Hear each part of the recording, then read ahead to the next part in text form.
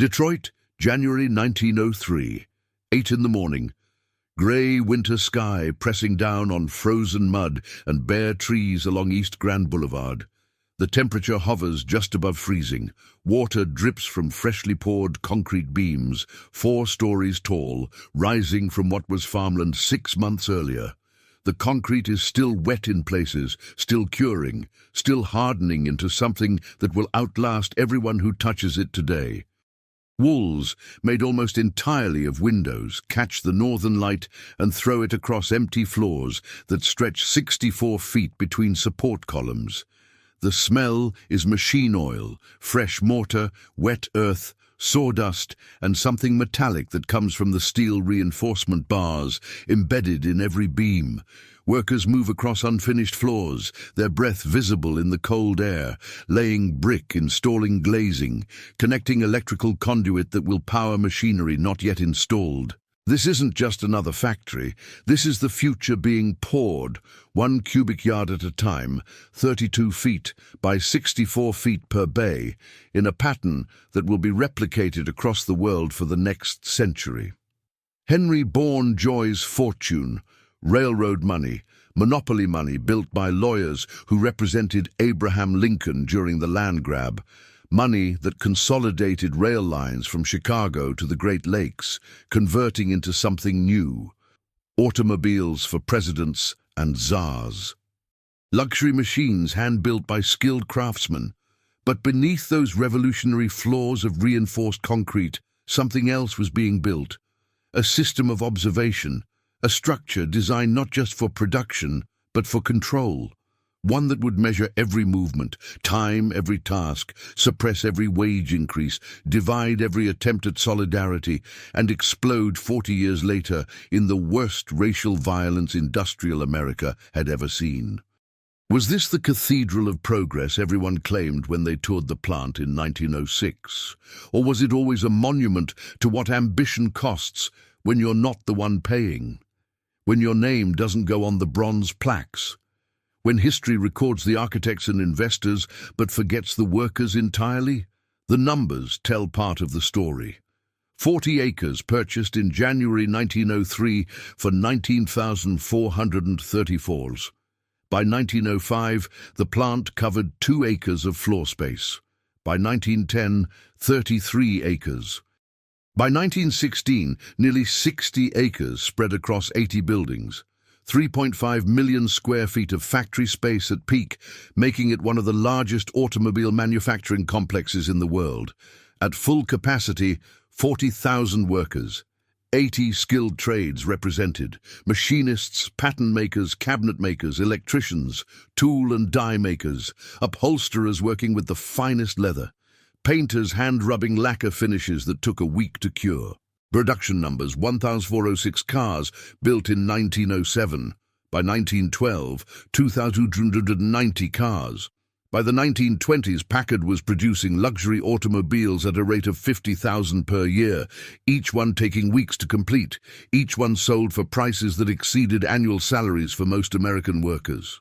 The slogan, "Ask the man who owns one," assumed the buyer was someone worth asking, someone with power, someone whose name mattered. But behind those numbers were other figures: wage data, working conditions, accident reports, and numbers that don't appear in company records at all. The unspoken calculus of who was hired, who was promoted, who worked which jobs, and why certain departments were segregated while others weren't. Those numbers built the plant as surely as the concrete did. They just didn't make it into the press releases. The East Grand Boulevard site in 1903 wasn't prime real estate. It was flat, industrial, far enough from downtown Detroit to be cheap, close enough to rail lines to matter. The land had been agricultural, cheap, unimproved, perfect for industrial development in a city that was beginning to understand it would become the center of American automobile manufacturing. James Ward Packard had built his first automobile 4 years earlier in Warren, Ohio, in November 1899, powered more by engineering brilliance than business sense. He was an electrical engineer, graduate of Lehigh University, owner of the Packard Electric Company. The story goes that Packard bought a Winton automobile in 1898, found it unreliable. It broke down 19 times during the 130-kilometer drive from Cleveland to Warren. And when he complained to Alexander Winton, the manufacturer told him to build a better car himself if he was so smart. Packard did exactly that. The first Packard, built in Packard's Warren factory, was called the Model A. 12 horsepower, single-cylinder engine, tiller steering. It worked. It was reliable. Word spread. A group of Detroit investors noticed. They wanted that precision, that reputation for quality. Close to the emerging hub of American automotive manufacturing, Henry Bourne Joy was the linchpin. Born November 23, 1864, son of James Frederick Joy, one of Michigan's railroad barons. The elder Joy had been an attorney, a key figure in consolidating railroad lines across the Midwest during the 1850s and 1860s, working with Abraham Lincoln as legal counsel during Lincoln's railroad lawyer days before the presidency. James Frederick Joy built the Michigan Central Railroad into a powerhouse, acquired lines from Chicago to Buffalo, assembled a fortune estimated in today's dollars at well over $100 million. When he died in 1896, Henry inherited. Henry Joy wasn't idle wealth. He'd worked in his father's railroad companies, served aboard the USS Yosemite during the Spanish-American War as chief boatswain's mate. Tried mining in Utah, failed, returned to Detroit. In 1901, on a trip to New York City, Joy saw something that changed his trajectory. 2 Packard automobiles chasing down a horse-drawn fire wagon. The Packards were faster, more reliable. Joy bought the only Packard available in New York, drove it back to Detroit, and within months was visiting James Ward Packard in Warren, Ohio, to discuss investment opportunities. Packard told Joy he and his brother William Dowd Packard needed capital. They had engineering, they had a reputation, they didn't have scale. Joy enlisted a group of Detroit investors, including his brother-in-law Truman Handy Newberry, who would later become a U.S. Senator. On October 2, 1902, the Ohio Automobile Company became Packard Motor Car Company. Joy's investor group obtained majority ownership. James Ward Packard continued as president, but the real power was Joy. He moved the company to Detroit. In January 1903, he purchased 40 acres along East Grand Boulevard. The price was $19,434. Not expensive. Not yet. Joy needed an architect who understood what he was building.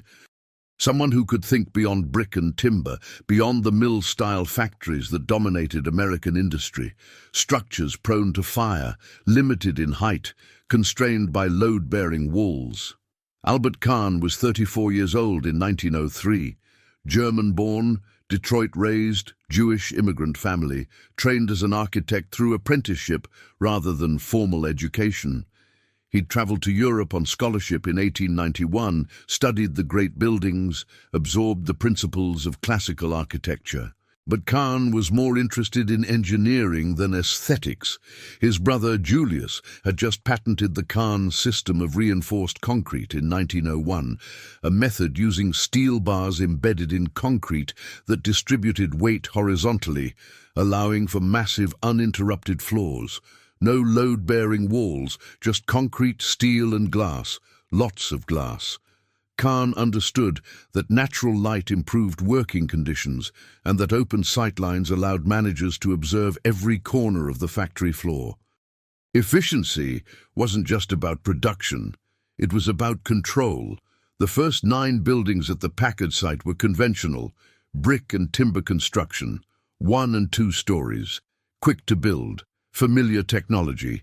Between 1903 and 1905, these buildings went up fast, providing immediate production capacity while the company finalized its long-term plans.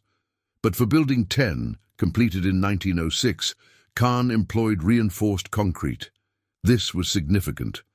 The Cadillac Motor Car Company factory at 450 Amsterdam Street in Detroit had used reinforced concrete earlier in 1906, making it technically the first automotive plant to use the technology.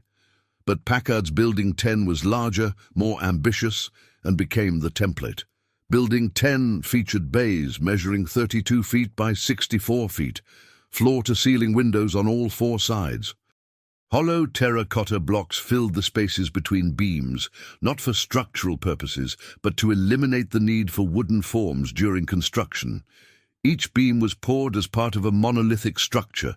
Flat ceilings below allowed light from the windows to reflect deep into the interior, eliminating the dark corners that plagued brick factories. The result was revolutionary. Workers could see what they were doing. Managers could see the workers. The building itself became a tool of surveillance. Building 10 wasn't just a structure, it was proof of concept, a laboratory for industrial modernity. The hollow terracotta blocks that filled spaces between beams served no structural purpose, but they revolutionized construction speed. Traditional factories required wooden forms, shaped precisely for each beam, then removed after concrete cured. The Kahn system eliminated that. The terracotta blocks simply sat between beams, providing a flat surface below. Construction crews could move faster, pour more concrete per day. Each bay, 32 feet by 64 feet, took days instead of weeks. The windows were another innovation, not just glass, but steel sash windows that could open and close, providing ventilation without sacrificing structural integrity. In summer, when temperatures inside factories routinely exceeded 100 degrees Fahrenheit, those windows made the difference between bearable and deadly. Workers noticed. Management noticed. Albert Kahn's reputation spread. Every subsequent building at the Packard plant used reinforced concrete. Building 11 in 1907. Buildings 12 through 18 between 1908 and 1910. By 1910, the plant covered 33 acres of floor space, employing roughly 6,000 workers, producing over 3,000 cars annually. By 1916, nearly 60 acres spread across multiple buildings, connected by overhead walkways and tunnels that allowed materials and partially assembled vehicles to move without ever touching ground level. The original brick structures, buildings 1 through 9, were demolished or absorbed into the expanding concrete grid. Production capacity increased exponentially. In 1909, Packard built a power plant and service building south of Grand Boulevard, buildings 27 and 28, two-story structures that manufactured and stored spare parts. The plant became a machine for making machines, a place where production could flow horizontally across multiple floors and buildings without interruption. Raw materials, sheet steel, brass fittings, leather, wood for dashboards, rubber for tires, entered at one end. Finished automobiles exited at the other. The efficiency was remarkable. The control was absolute. The numbers tell part of the story, but numbers alone don't capture what it meant to work there. By 1920, Packard employed over 15,000 people. By 1928, over 20,000. At peak during World War II, over 40,000. These weren't just assembly line workers, they were skilled craftsmen, pattern makers who created the wooden molds used for casting engine blocks, tool and die makers who machined the dies used for stamping body panels, machinists who operated lathes, mills, grinders, electricians who wired complex electrical systems, cabinet makers who crafted wood dashboards, upholsterers who worked with the finest leather, hand-stitching every seam. Each Packard automobile required hundreds of hours of skilled labor. The cars weren't mass-produced in the Ford sense. They were assembled by hand, piece by piece, by workers who understood their craft. But understanding craft doesn't mean controlling conditions. Packard management, like every industrial employer of the era, sought maximum production at minimum cost. The architecture Albert Kahn designed, those open floors, those clear sightlines, those walls of windows, wasn't just about natural light and ventilation. It was about observation, Supervisors could stand on elevated walkways and observe entire floors, see which workers moved quickly, which moved slowly, which talked to each other, which kept their heads down. By the teens, Packard had implemented time and motion studies pioneered by Frederick Winslow Taylor, the father of scientific management. Every task was broken into components, each component timed. Workers were expected to match the times. If drilling a hole in an engine block took 45 seconds and a worker took 60 seconds, management knew. The worker was noted, warned. If performance didn't improve, replaced. The system rewarded speed over quality, compliance over skill, obedience over solidarity. What Albert Kahn delivered wasn't just a factory, it was a system, and systems can be optimized. Between 1906 and 1920, Packard refined that system relentlessly, not just the architecture, the labor. By 1910, Packard employed thousands. Skilled craftsmen, yes, but also unskilled labor. Assembly line workers, people who could be trained in days rather than years, people who could be replaced. The company installed time clocks in 1912. Punch in, punch out. Late arrivals noted, early departures docked. Foremen carried stopwatches by 1915. Every task was measured. How long to drill a hole, how long to install a hinge, how long to paint a door panel. Workers who moved too slowly were noted, reprimanded, eventually fired. The system rewarded speed, it punished hesitation, it created competition among workers, not solidarity. And the wages? They didn't rise with the profits. In 1915, a skilled machinist at Packard earned approximately $900 per year, working 10-hour days, 6 days a week. 60 hours per week, 52 weeks per year, minus unpaid holidays. That comes out to roughly 29 cents per hour. Unskilled workers earned less. Assembly line workers, many of them recent immigrants or migrants from rural areas, earned between $400 and $600 annually. 15 to 20 cents per hour. Meanwhile, Packard automobiles sold for $3,000 to $5,000 each. The company produced thousands annually. Profit margins were enormous. Henry Joy and the investors saw returns. The workers saw wages stagnant or declining in real terms when adjusted for inflation. Housing costs in Detroit were rising. Food prices increased during World War I, but wages at Packard barely moved. This wasn't unique to Packard. It was standard across American industry.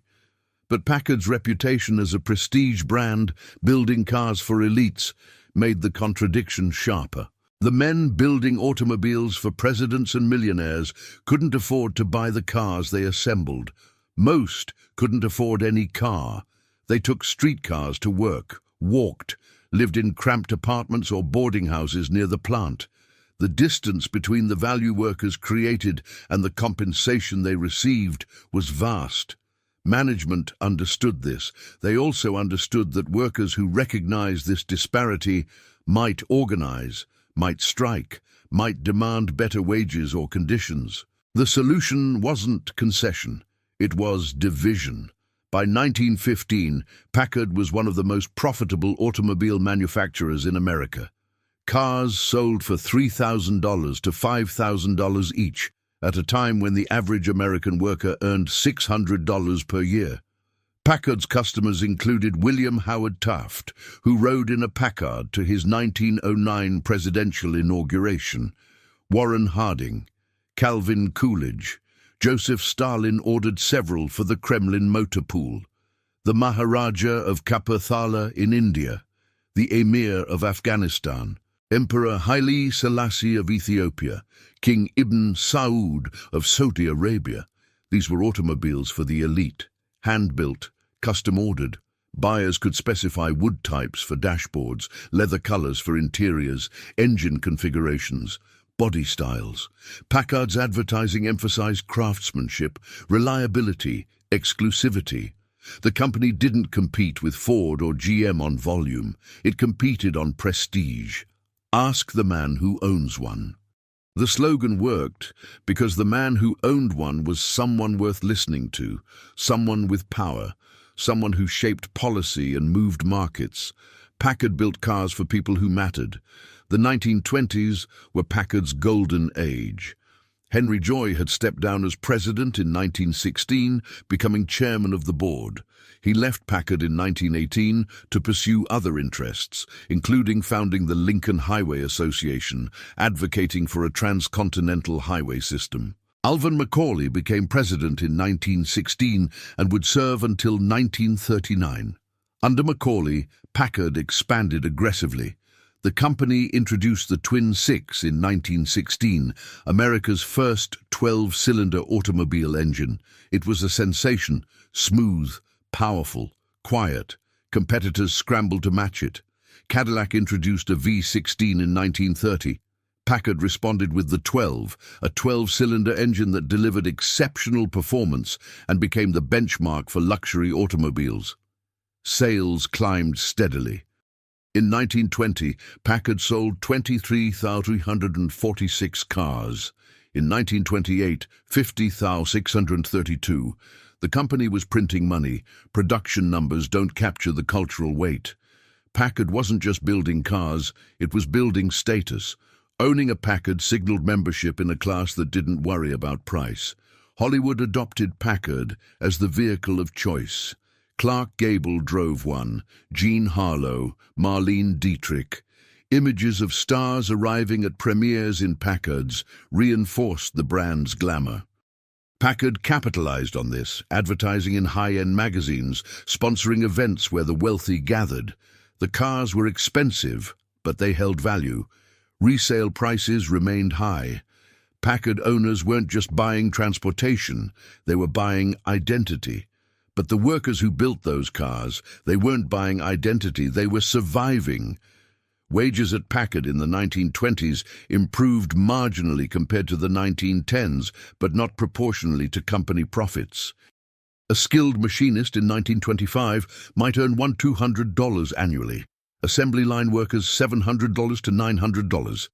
The company employed over $20,000 by 1928. Do the math. If Packard sold 50,000 cars at an average price of $4,000 each, that's $200 million in revenue. Even accounting for materials, overhead and dealer margins, profit margins were substantial.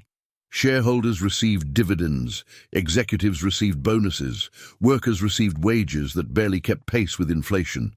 Then came 1929. The stock market crashed in October. The Great Depression followed. Luxury goods markets collapsed first. Who buys $5,000 automobiles when banks are failing and unemployment is climbing? Packard sales fell precipitously. In 1929, before the crash, Packard sold 43,000 cars. In 1930, 27,000. In 1932, at the Depression's depth, fewer than 5,000. The plant that had employed over 20,000 now employed fewer than 5,000. Layoffs were brutal. No unemployment insurance, no social safety net.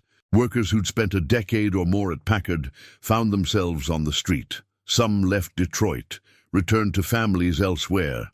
Some stayed, hoping production would resume. Some didn't make it.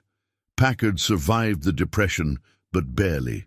The company introduced the 120 in 1935, a smaller, less expensive model designed to appeal to middle-class buyers who aspired to Packard ownership but couldn't afford senior models.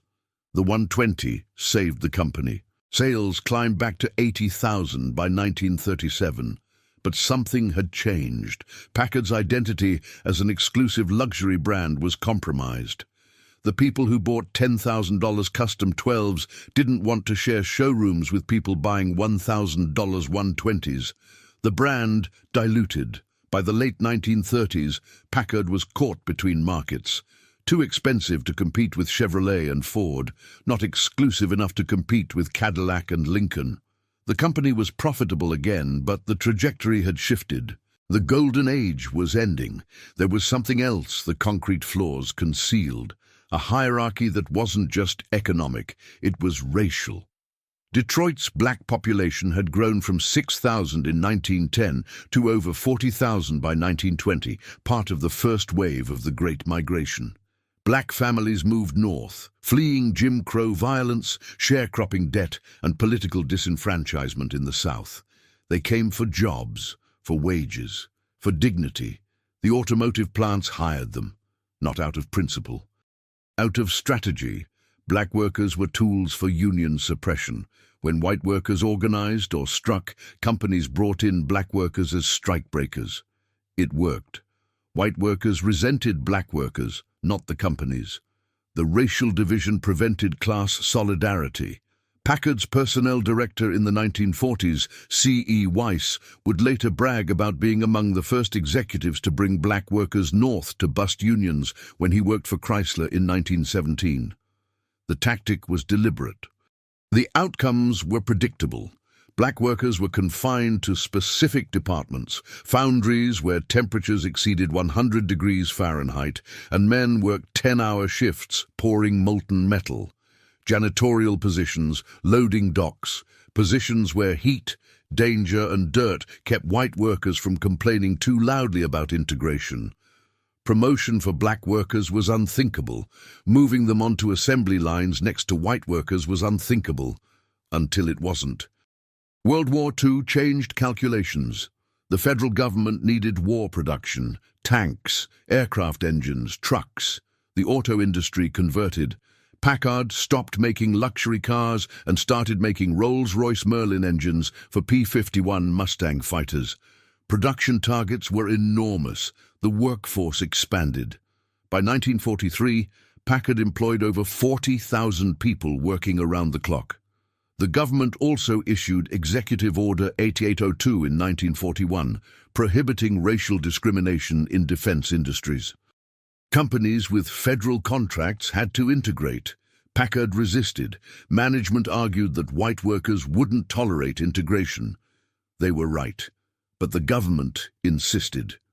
In early 1943, Packard promoted 3 black women to work drill presses in a previously all-white department. White women in the department walked off the job immediately, vowed not to return until the black women were removed. Management caved, removed the black workers, waited 3 months. In June 1943, Packard tried again. This time, 3 black men were promoted to work on the aircraft engine assembly line. The reaction was immediate. On June 3, 1943, 25,000 white workers walked off the job. The Packard hate strike. War production stopped. Rolls-Royce Merlin engines, critical for Allied air superiority, sat unfinished. One striker grabbed a microphone connected to the factory's public address system and shouted that he would rather see Hitler and Hirohito win the war than work next to a black person. The loudspeakers carried his voice across the entire plant. 25,000 workers agreed. They didn't go back for 3 days, not because of wages, not because of working conditions, because 3 black men had been promoted to positions white workers believed belonged exclusively to them. The strike was wildcat, unauthorized by the United Auto Workers Union, which officially supported integration. But the UAW couldn't control its members. White workers chose racial hierarchy over labor solidarity, chose whiteness over class, chose the illusion of superiority over collective bargaining power. Packard management, caught between federal contracts requiring integration and a workforce willing to shut down war production, relocated the 3 black workers to different positions. Away from white workers, back to segregation. The strike ended, production resumed. The message was clear. Integration would proceed only as fast as white workers allowed, and white workers weren't allowing much. The Packard hate strike didn't happen in isolation. It was preceded by months of smaller wildcat strikes across Detroit's auto plants. In early 1943 alone, a dozen racial job actions occurred. Sometimes black workers struck, protesting discrimination in hiring and promotion. Sometimes white workers struck, protesting any black advancement. The UAW leadership, caught between its stated principles of integration and a membership that often rejected those principles, struggled to maintain control. The tension wasn't abstract, it was physical, it was violent, and 3 weeks after the Packard hate strike, it exploded. On June 20th, 1943, a fight broke out between black and white youths at Belle Isle, a public park on the Detroit River. The brawl spread, rumors circulated. False reports that white mobs had thrown a black mother and her baby into the river. False reports that black gangs were attacking white families. The rumors weren't true, but they spread faster than corrections. By nightfall, violence had moved from Belle Isle into the city. Black residents looted white-owned stores in Paradise Valley and Black Bottom, the city's poorest black neighborhoods. White mobs attacked black theatergoers leaving movie houses, pulled black passengers off streetcars, beat them in the streets. Police, almost entirely white, intervened selectively. They protected white-owned businesses. They arrested black residents en masse, and they shot. Over 3 days, 34 people were killed, 25 black, 9 white. Of the 25 black people killed, 17 were shot by white police officers. The police killed more black residents during the riot than white mobs did. By June 22nd, when 6,000 federal troops restored order, the Detroit race riot of 1943 had become the deadliest urban racial violence in American history to that point. The math was brutal: 34 dead, 675 seriously injured, 1,893 arrested, over $2 million in property damage, equivalent to roughly $30 million in 2024 dollars. 1 million hours of war production lost. The riot exposed what everyone already knew, but preferred not to say. Detroit's racial tensions weren't about housing shortages or economic competition, though both existed. They were about power, about who belonged, about which bodies were allowed where. The Packard hate strike 3 weeks earlier had been a preview. 25,000 white workers willing to shut down war production rather than accept integration. The riot was the feature presentation, an entire city convulsing over the same question: who gets to stand next to whom? Who decides? And what happens when those decisions are challenged? The concrete floors of the Packard plant, designed by Albert Kahn to maximize efficiency and observation, had become stages for that question. Not just during the hate strike, for decades. Since 1903, when the first buildings went up, the plant had been structured around control. Control of production, control of labor, control of wages, control of space, control of who worked where, when, and under what conditions. The architecture was intentional: open floors, clear sightlines, windows on all sides. Managers could observe from catwalks, foremen could move freely, workers had nowhere to hide, nowhere to organize without being seen. The system worked. For management, for shareholders, for the men whose names appeared on stock certificates and corporate boards. For everyone else, the concrete was a weight. Literal and metaphorical. It pressed down. It held them in place. And when they tried to move, when black workers tried to claim positions on assembly lines, when white workers tried to organize for better wages, the system adapted, not to accommodate, to contain. What came next at Packard wasn't redemption. It was decline, financial decline that mirrored the social collapse. The war ended in 1945. Packard returned to building luxury automobiles. Demand was high initially. Americans had deferred purchases during wartime rationing. Savings were up. People wanted cars. Packard's 1946 and 1947 models sold well, but underneath, problems were compounding. The company's straight-eight engine, an engineering masterpiece in the 1930s, was outdated by 1949. Cadillac and Oldsmobile had introduced overhead valve V8 engines that year. More powerful, more efficient. Packard stuck with the straight-eight until 1955, too late. Then there was the body problem. In the 1940s, to save costs, Packard had outsourced body production to Briggs Manufacturing, one of Detroit's largest suppliers. It made sense at the time. Focus on engineering. Let specialists handle stamping. But in 1952, Chrysler bought Briggs. Chrysler agreed to continue supplying bodies to Packard through 1954, when the contract expired. After that, nothing. Packard was forced back into body production. The company didn't have the capacity.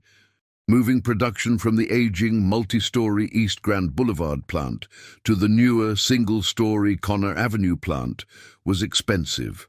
Retooling for body stamping was expensive. And the 1955 models, the first produced entirely at Connor Avenue, suffered quality problems.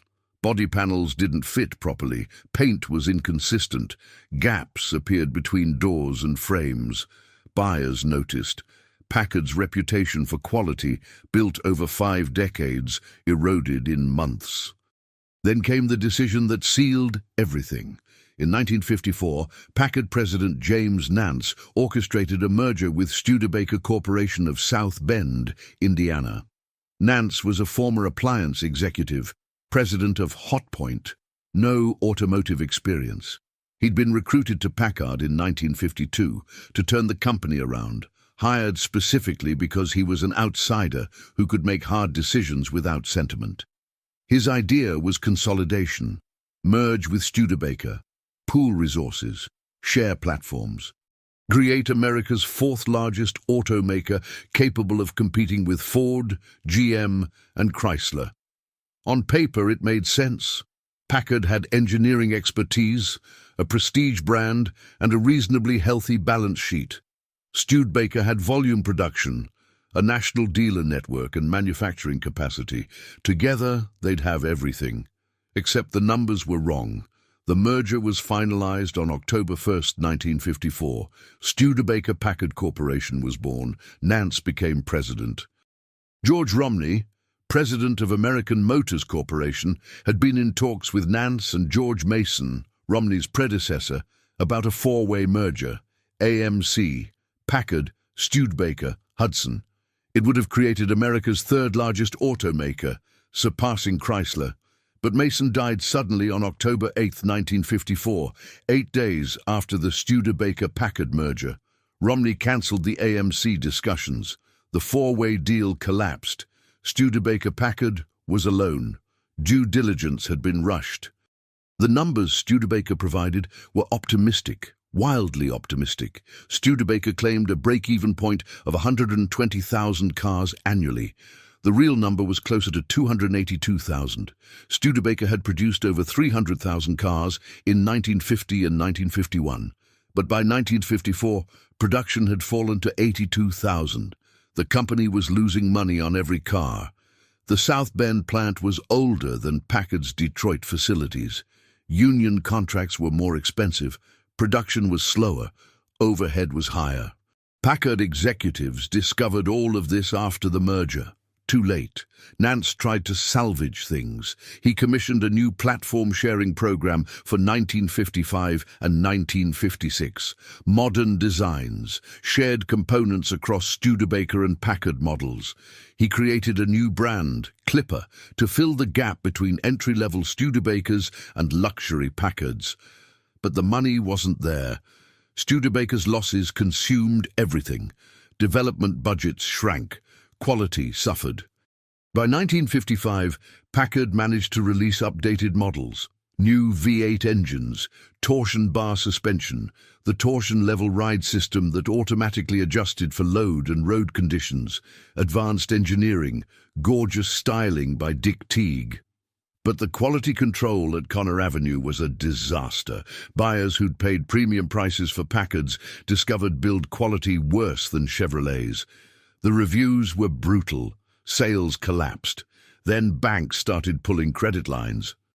Packard had relied on credit for decades, borrowing during downturns, repaying during upswings, normal business. But by 1956, the downswing looked permanent. Banks that had supported Packard since the 1920s said no, one by one. When the last bank refused additional credit in May 1956, it was over. Curtiss-Wright Corporation, a massive aviation company with defense contracts and cash reserves, stepped in with operating capital. But Curtiss-Wright wasn't interested in saving Packard.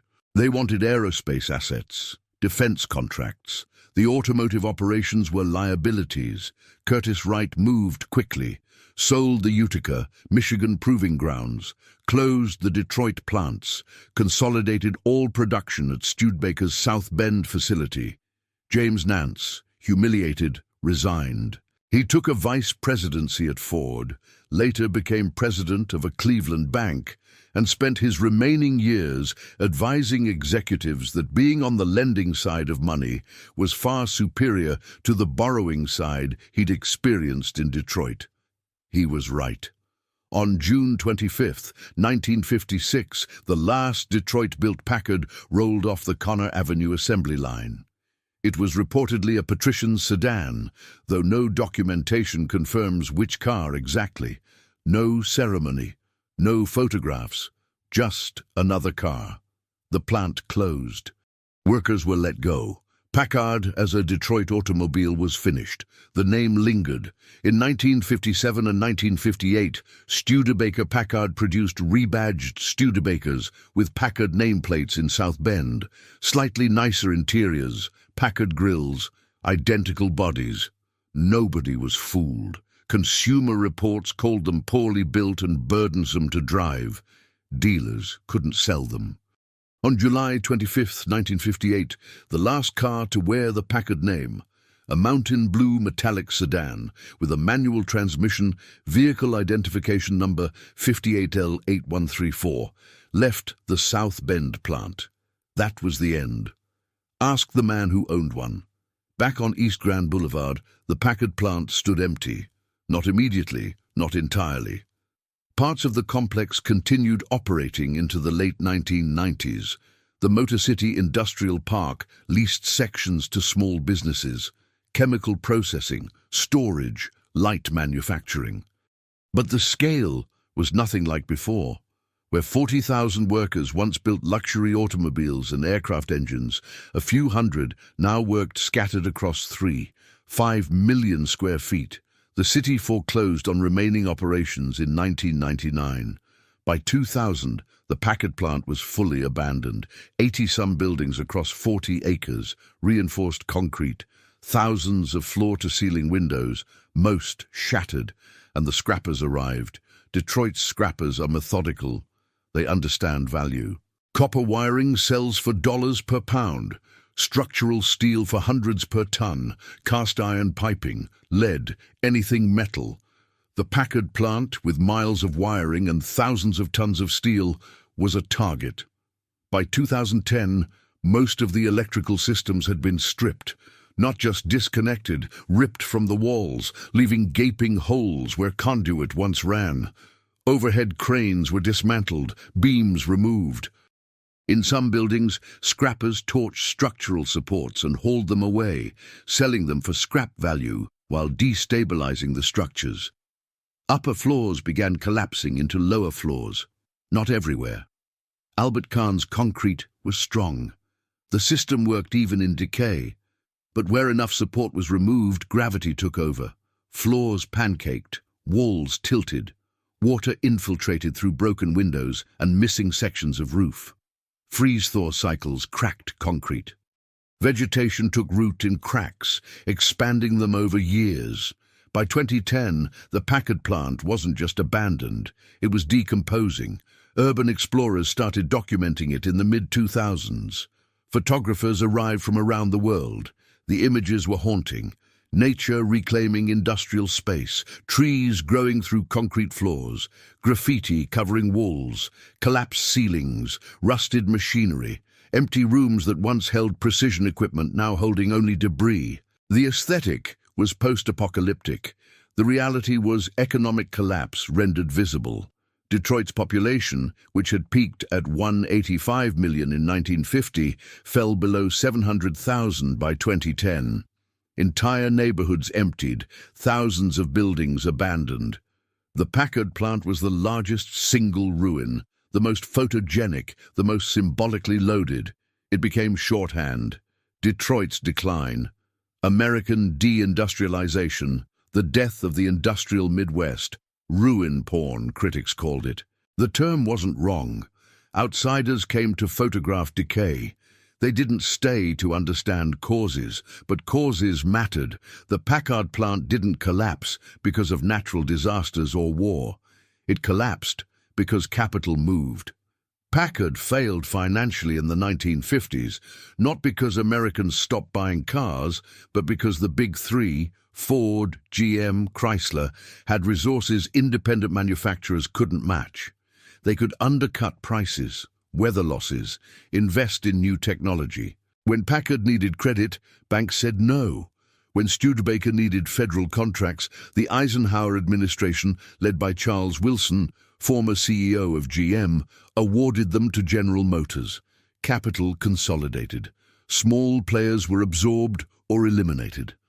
By the early 1960s, only 4 American automakers remained, the Big Three and American Motors. Studebaker Packard was gone. The plant on East Grand Boulevard, which had revolutionized factory architecture and produced 6 million automobiles over 5 decades, was abandoned, not because it had outlived its usefulness, because it no longer generated sufficient profit. In 2013, the 43 parcels comprising the Packard site were put up for auction due to tax delinquency. Years of unpaid property taxes, no owner willing to pay. The starting bid, $975,000, the amount owed, no takers. A second auction in October 2013 lowered the bid to $21,000, roughly $500 per parcel. Fernando Palazuelo, a Peruvian developer, paid $405,000. He announced plans to redevelop the site, a $350 million project, mixed-use development, residential, offices, retail, light industry, art spaces, an upscale go-kart track. He said he had investors from Detroit, Wall Street, international firms. He planned to move into the plant by his 59th birthday, April 9, 2014. None of it happened. By 2016, the Packard plant remained untouched. Palazuelo held public tours, charged admission. In 2017, he held a groundbreaking ceremony, claiming Phase 1 would rehabilitate the 121,000-square-foot administration building. More promises, no construction, more tours, no investment. The city sued him in 2021. Wayne County Circuit Court declared the plant a public nuisance in 2022 and ordered Palazuelo to demolish it. He ignored the order, didn't appear for hearings, didn't meet deadlines. The city foreclosed on 33 additional parcels when Palazuelo failed to pay $1 million in unpaid taxes, water bills, and blight tickets. By 2022, the city owned the site. Demolition began. Emergency demolition started in September 2022 on a structurally compromised section at 6199 Concord Avenue, a building deemed at risk of imminent collapse, too dangerous even for scrappers. By December 2022, demolition expanded to the southern portion of the complex. The work was methodical, building by building, starting with the most damaged structures, moving toward the more intact sections. On March 4, 2024, Detroit Mayor Mike Dugan held a press conference at the site. Standing in front of partially demolished buildings, surrounded by rubble, Dugan said, "For 68 years, the ruins of this building have been a weight around the neck of Detroit's recovery." He called the Packard plant a source of national embarrassment. He promised full demolition by year's end, funded by $26 million in American Rescue Plan Act funds, pandemic relief money, repurposed for demolition. Adamo Group, a Detroit-based demolition contractor, led the work. The numbers were staggering. 3.5 million square feet of structure, 80-some buildings, 40 acres, decades of accumulated debris. Asbestos abatement alone took months. Every surface tested. contaminated materials carefully removed and disposed of according to EPA regulations.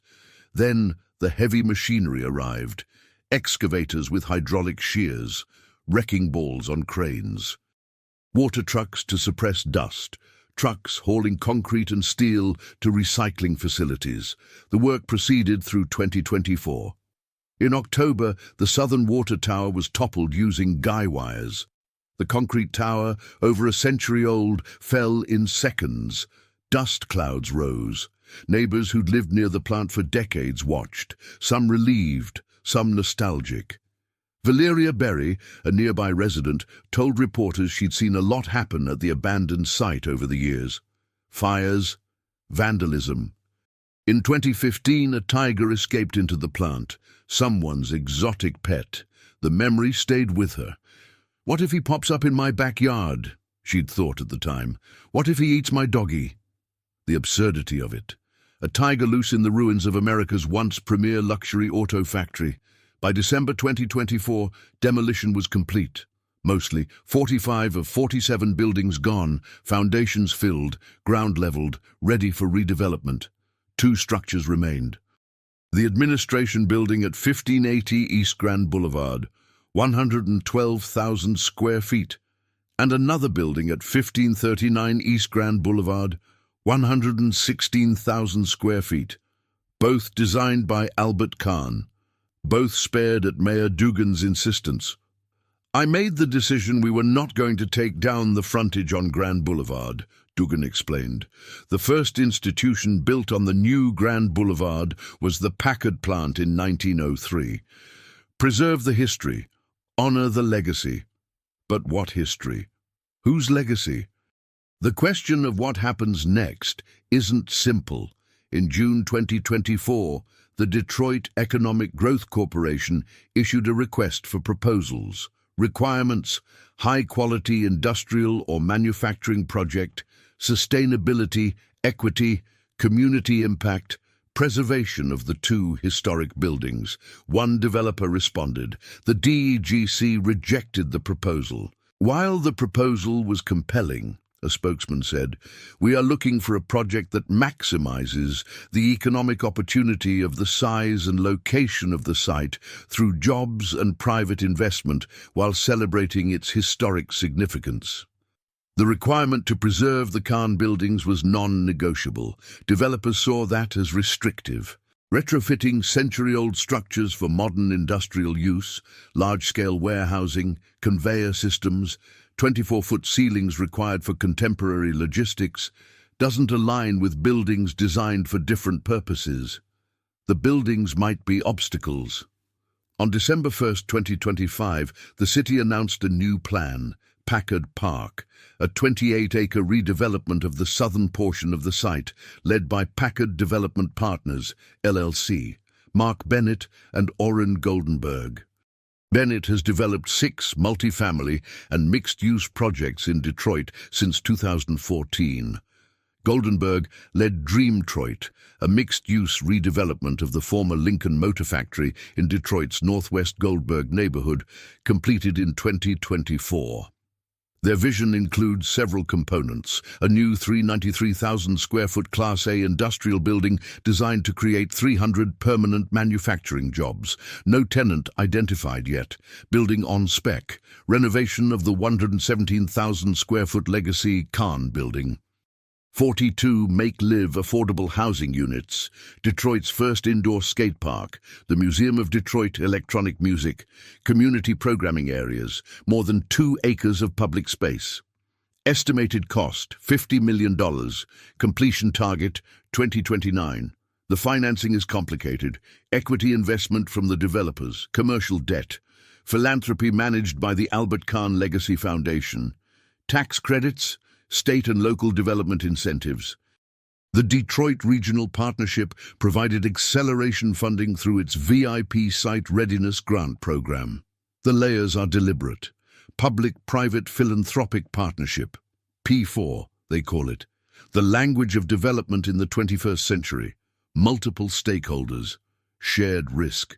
Mayor Duggan praised the plan. 5 years ago, The Packard plant was still standing as Detroit's most iconic ruin, continuing to drag down the surrounding neighborhood. It took an incredible amount of work to gain title to the property and tear down everything that could not be saved in hopes for a day like this. Mayor-elect Mary Sheffield, taking office January 2026, said, "The Packard Park will be a symbol of what is possible when Detroiters, public partners, and committed developers work together with imagination and purpose." Community reactions are mixed. Councilman Scott Benson, whose district includes the site, supports it. Mike McConnell of Display Group, a Detroit event company occupying a former Packard building where Rolls-Royce Merlin engines were produced during World War II, is relieved. "It's great to have that blight removed," he said. "The neighborhood already feels different." But Nick Joseph and Tara Moxley, nearby residents, are cautious. "It's a first step," Joseph said, "so we are cautiously optimistic." Moxley worries the project won't help the neighborhood. "An indoor skate park and electronic music museum sound interesting," she said, "but that doesn't necessarily help the neighborhood." She's right to be skeptical. Fernando Palazuelo promised $350 million in 2013, delivered nothing. History suggests caution. The question isn't just whether Packard Park will be built, the question is what it means.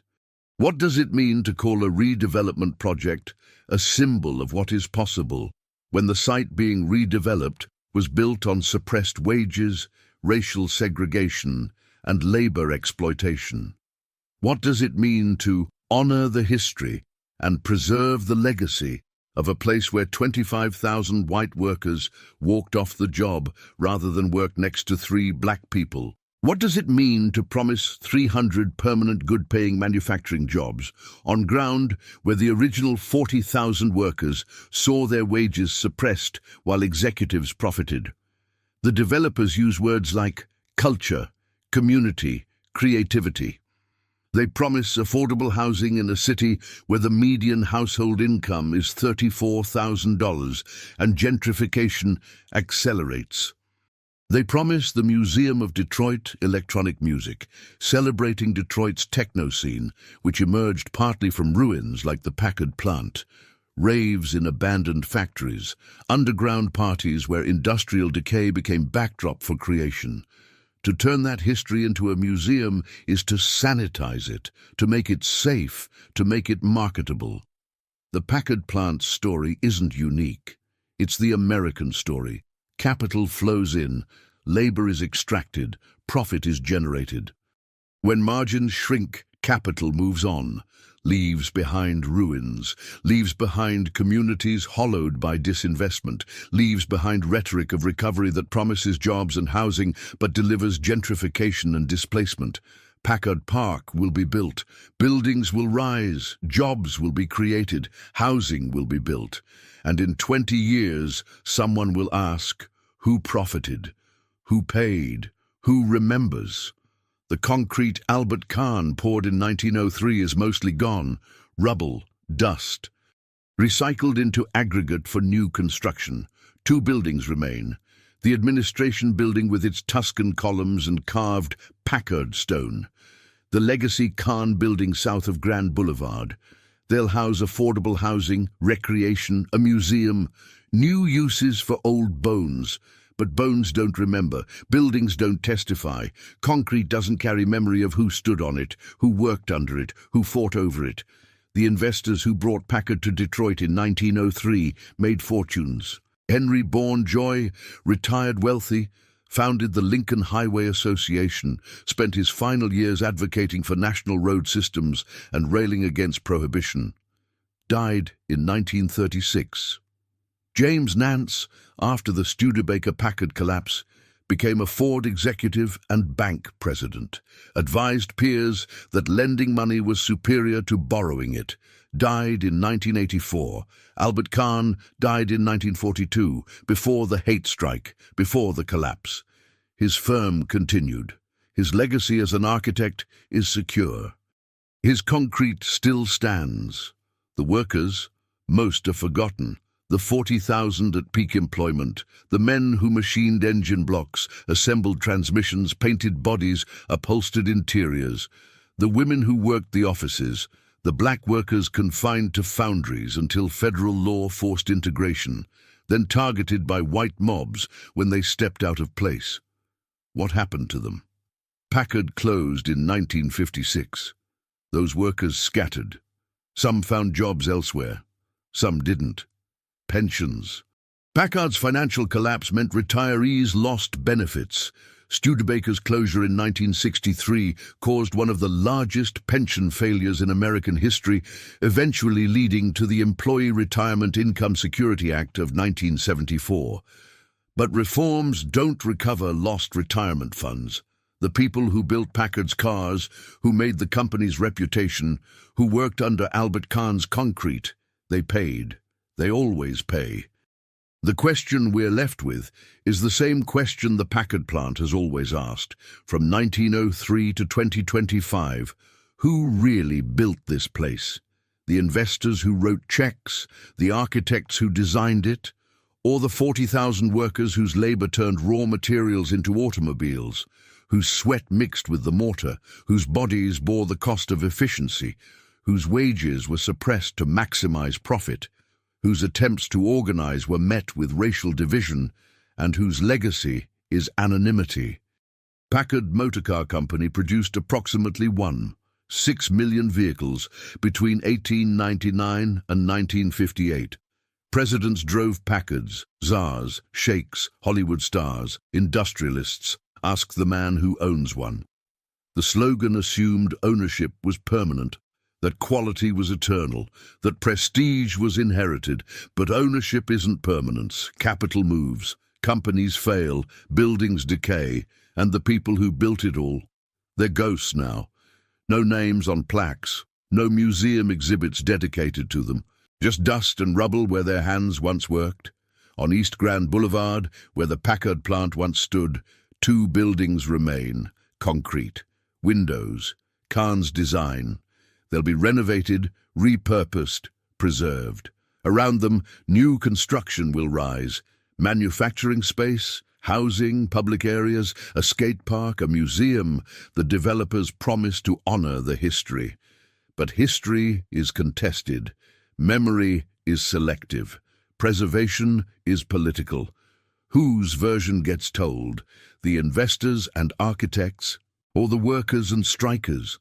The luxury cars for presidents, or the hate strike that shut down war production, the pioneering concrete construction, or the system of control it enabled? Redevelopment is always about who has the power to decide what comes next. The Packard plant was a cathedral of progress in 1903, a symbol of efficiency and innovation. By 1943, it was a stage for racial violence. By 1956, it was obsolete. By 2013, ruins. By 2024, rubble. And by 2029, if plans hold, it will be Packard Park, a new symbol, a new story. But the old questions don't disappear. They just get buried under new concrete. Ask the man who built it.